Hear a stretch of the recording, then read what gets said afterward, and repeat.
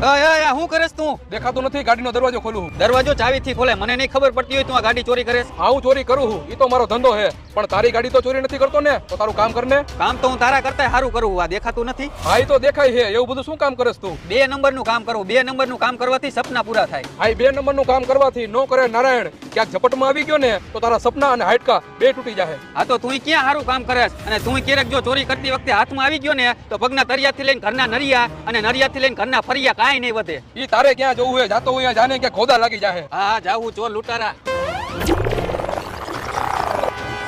ચાવી ક્યાં ગઈ? અરે રે, ગાડી લોક થઈ ગઈ, ચાવી અંદર રહી ગઈ.